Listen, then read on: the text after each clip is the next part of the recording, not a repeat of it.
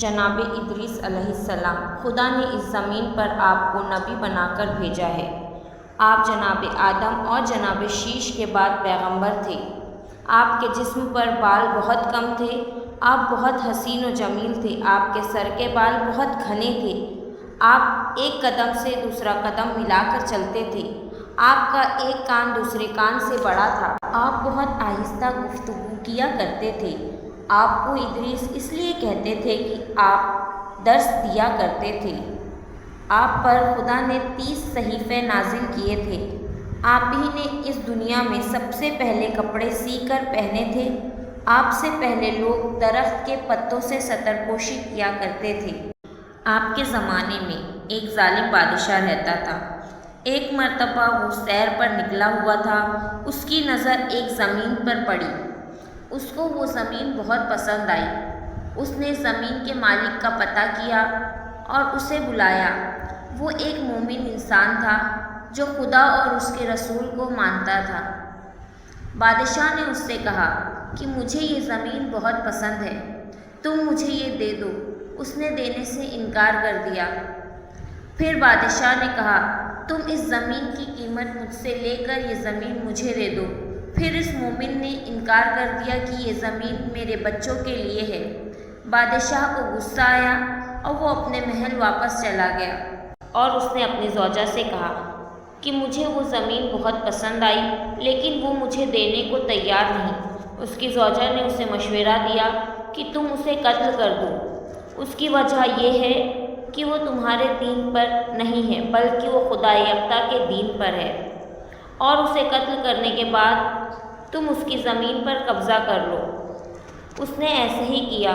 اس نے مومن کو مروا دیا اور اس کی زمین پر قبضہ کر لیا۔ خدا نے جبرائیل علیہ السلام کو جناب ادریس علیہ السلام کے پاس بھیجا اور کہا کہ تم بادشاہ کے پاس جاؤ۔ جناب ادریس علیہ السلام بادشاہ کے پاس آئے اور کہا کہ تم نے مومن کو مروا دیا اور اس کے بعد اس کی زمین بھی ہتھیا لی۔ تم اسے اس کی زمین واپس کرو کہ وہ اس کے بچوں کا حق ہے۔ بادشاہ غضبناک ہوا۔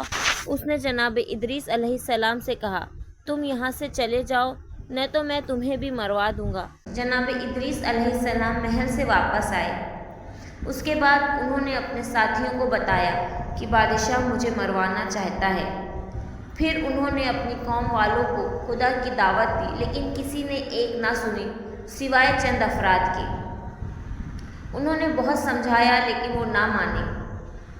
تب جناب ادریس علیہ السلام نے خدا سے بد دعا کی کہ جب تک میں نہ کہوں یہاں بارش نہ کر۔ جناب ادریس علیہ السلام پہاڑ پر چلے گئے۔ خدا نے ایک فرشتے کو مقرر کیا جو روز ان کے لیے کھانا لایا کرتا تھا۔ آپ دن میں روزہ رکھتے تھے اور رات میں افطار کیا کرتے تھے۔ اسی طرح سے چند سال گزر گئے۔ وہ بادشاہ کو قتل کروا دیا گیا۔ گاؤں والے بڑے پریشان تھے۔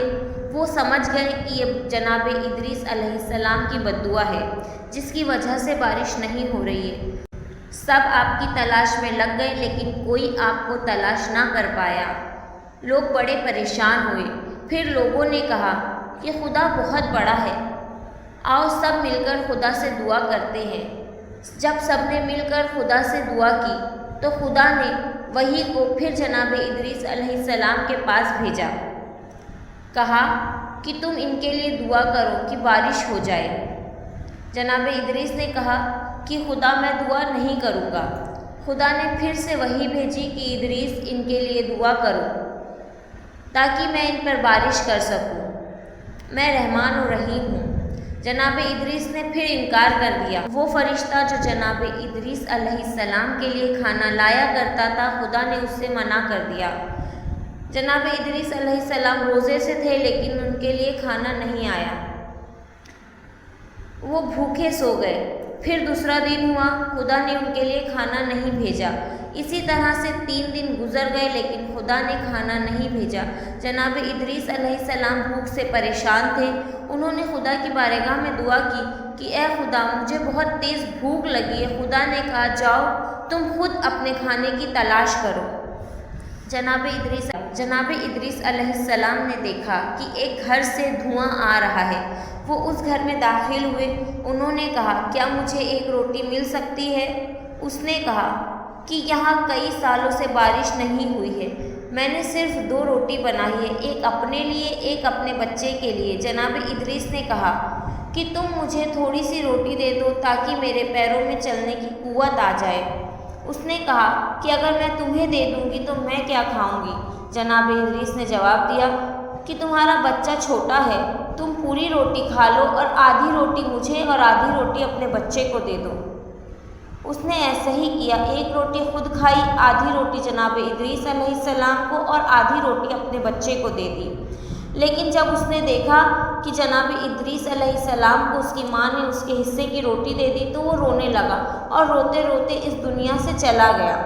اس کی ماں نے کہا کہ میرا بچہ تمہاری وجہ سے اس دنیا سے چلا گیا۔ جناب ادریس علیہ السلام نے کہا، میں اسے زندہ کر دیتا ہوں۔ جناب ادریس علیہ السلام نے خدا کا نام لیا اور اس بچے کو زندہ کر دیا۔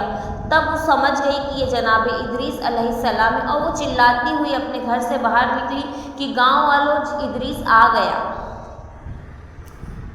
اور کہنے لگی کہ گاؤں والوں، ادریس آ گیا۔ سب اکٹھا ہوئے جناب ادریس علیہ السلام کے پاس۔ انہوں نے جناب ادریس علیہ السلام سے معافی مانگی اور کہا کہ آپ ہمارے لیے دعا کریے تاکہ خدا ہم پر رحم کرے۔